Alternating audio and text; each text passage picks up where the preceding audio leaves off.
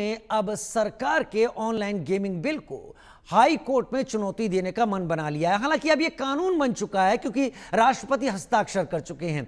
ऐसी कई कंपनियां इसके खिलाफ कर्नाटक हाई कोर्ट में अगले 48 घंटों के अंदर चुनौती देने की बात कह रही हैं। उन्होंने सुप्रीम कोर्ट के पुराने फैसले का भी इस दौरान हवाला दिया है। लेकिन ड्रीम 11 हो या बाकी दूसरी इस तरह से ऑनलाइन गेमिंग कंपनियां हों, ये सभी अब अदालत के दरवाजा खटखटाने की कोशिश इस उम्मीद में कर रही हैं कि भारत का ऑनलाइन गेमिंग का जो कारोबार है वो इतनी बड़ी ऊंचाई पर पहुंच गया था, जो कि दुनिया के हिसाब से अगर कंपेयर किया जाए, तुलना किया जाए, तो 2.5 गुना ज्यादा तेजी से पिछले 2 सालों में बढ़ता दिखाई पड़ रहा था।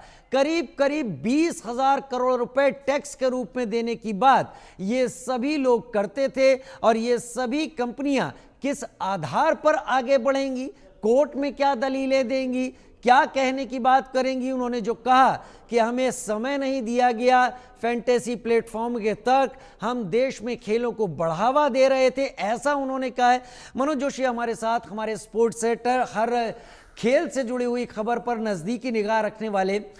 मनोज जी, हालांकि हक सभी का है, अदालत कोई भी जा सकता है अगर किसी को कोई बात सही नहीं लगती, लेकिन इन कंपनियों का अदालत जाना, अदालत में अपनी बात रखना, पहले तो ये बताइए किन किन पॉइंट्स पर ये बात रखने जा रहे हैं और उन पॉइंट्स पर उनकी दलीलें क्या हो सकती हैं जो पता चल रहा है। देखिए, उन्होंने सबसे बड़ा मुद्दा तो यही उठाया है कि हमें समय ही नहीं मिला बिल्कुल, क्योंकि वहाँ पर बहुमत है और वहाँ पर एक पहले लोकसभा, राज्यसभा, फिर राष्ट्रपति के हस्ताक्षर, ये प्रक्रिया इतनी जल्दी हुई कि हमें समय ही नहीं मिल पाया। दूसरा उनका कहना है कि वो तो राष्ट्र के उत्थान में बहुत बड़ा योगदान दे रहे थे, जैसा भी आपने 20,000 करोड़ की कोई बात कही है। ओवरऑल मतलब आप सरकार को भी मजबूत कर रहे हैं, जो आप लॉजिक दे रहे हैं, और आप ये भी कह रहे हैं कि आप खेलों को भी बढ़ावा दे रहे हैं, क्योंकि अगर आप आईपीएल का अगर आप वो देखें तो 625 करोड़ रुपया उन्होंने 5 साल के लिए खर्च किया, यानी 125 करोड़ रुपया प्रति वर्ष का।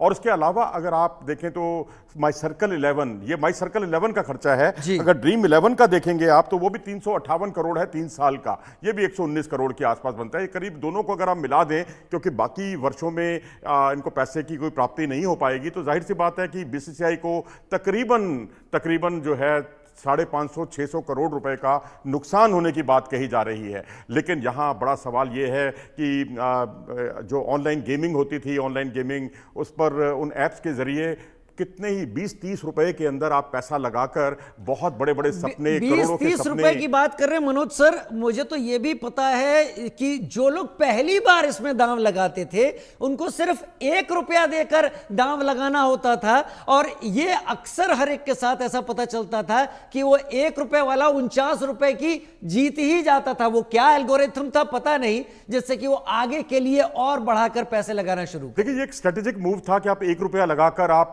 करोड़ों के सपने दिखा रहे हैं। फिर मोटे तौर पर मैंने 20-30 की बात इसलिए कही है क्योंकि ज्यादातर अगर आप औसत निकालेंगे, जो लोग यहाँ इसमें पैसा लगाते थे, हालांकि ये जो खबरें हैं, ये इस तरह की कोर्ट में जाने की जो खबरें हैं, वो एक तरह से उम्मीद की किरण है जो ड्रीम 11 पर टीम बनाया करते थे। लेकिन अब इसका आधार देखें आप, तो आप देखिए मनी लॉन्ड्रिंग की भी यहाँ पर बात आई, आपने आतंकवाद जैसे गंभीर मसले पर जो है फाइनेंस करने की बात सामने आई, जो कि राष्ट्रीय सुरक्षा से जुड़ा हुआ मसला है, तो उस पर कभी सरकार जो है समझौता नहीं कर सकती। बिल्कुल सरकार का फैसला बहुत स्वागत योग्य है, क्योंकि अभी तक अगर आप सुप्रीम कोर्ट के पुराने निर्णय की दुहाई दे रहे हैं तो तब तो भाई कोई इस तरह का विधेयक ही नहीं था, कोई बिल ही नहीं था।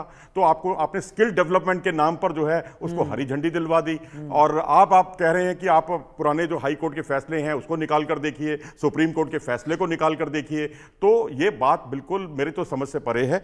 और बाकी जो है स्किल्ड बेस्ड कंपनियां हो गई, और इनका कहना है कि सट्टेबाजी को अब जो है बढ़ावा मिलेगा, अब लोग मटका पर और तमाम जो लॉटरी है वहां पैसा लगाएंगे, हम स्किल डेवलपमेंट को आगे और ज्यादा मजबूत कर रहे थे। तो ये सारी बातें उन्होंने रखी हैं। और इसके अलावा उन्होंने कहा कि हम क्रिकेट ही नहीं, हम क्रिकेट के अलावा जो बास्केटबॉल है वहाँ पर पैसा लगाते हैं, हम आईएसएल जो है फुटबॉल की बहुत बड़ी लीग है, भारत की नंबर 1 लीग है, उसमें हम पैसा लगाते हैं, हम प्रो कबड्डी लीग में पैसा लगाते हैं और उसमें पैसे से खेलों का विकास होता है और अंतर्राष्ट्रीय मापदंड, अंतर्राष्ट्रीय मानचित्र पर भारत की एक छवि जो है बहुत उज्जवल दिखाई देती है। लेकिन अब कई ऐसे आयोजन होंगे जहां पर अब कोई नया स्पॉन्सर ही नहीं आएगा। उनके ये सब लॉजिक हैं, ये 6 जो अलग अलग बिंदु हैं जो आप बीच बीच में हमारे उसमें देख भी पा रहे हैं ग्राफिक्स के जरिए, उसमें यही बातें कुल मिलाकर कही गई हैं। लेकिन ये सारी बातें बड़ी बेमानी सी लगती हैं,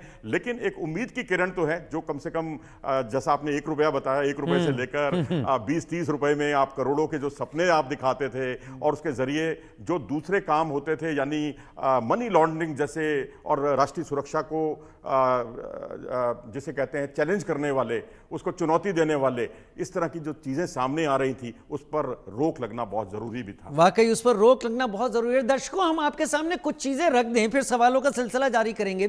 3 कैटेगरीज में इन ऑनलाइन गेम्स को बांटा गया है। एक है ई स्पोर्ट्स, जहां पर मान लीजिए शतरंज का खेल है। शतरंज का खेल तुक्का नहीं हो सकता। अगर वो खेल रहे हैं आप तो उसमें आपका स्किल झलकता है, आपको हर मूव्स की जानकारी होती है, वो इससे बाहर है। दूसरा ऑनलाइन सोशल गेम जिसमें कोई पैसा नहीं लगता, आप लूडो खेल रहे हैं, कोई और गेम खेल रहे हैं।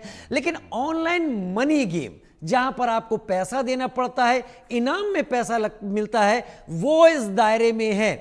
Manoj ji, game of chance यानी जुआ, गेम ऑफ स्किल यानी आप क्या कर रहे हैं, इसमें एक डिफरेंशिएशन किया गया है कि गेम ऑफ चांस को पूरी तरीके से मना किया गया है।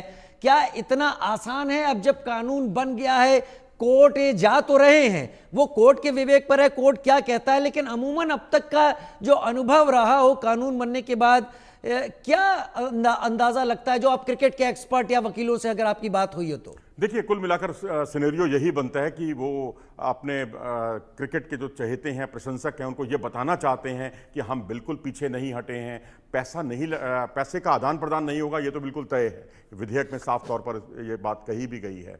लेकिन अब वो इनामी राशि दे सकते हैं कि आप ड्रीम 11 पे आइए और हम आपको इनामी राशि देंगे, और उसमें पैसों का आदान प्रदान नहीं होगा, लेकिन आपके जीतने पर आपको इनाम मिलेगा। लेकिन वो सिलसिला जो है ना, बहुत लंबे समय तक चल नहीं सकता। कितने इनाम बांटते रहेंगे आप? यहाँ तो भीड़ लग जाएगी। जब बिना पैसा लगाए हुए अगर आप 1 रुपया नहीं ले सकते किसी से, और उसके बाद अगर आप उस कंपटीशन में आप शामिल होते हैं, तो ये बात व्यवहारिक नहीं लगती। मुझे लगता है अब इन्हें बोरिया बिस्तरा समेटने का समय आ गया है। अब ये आईसीसी और तमाम जो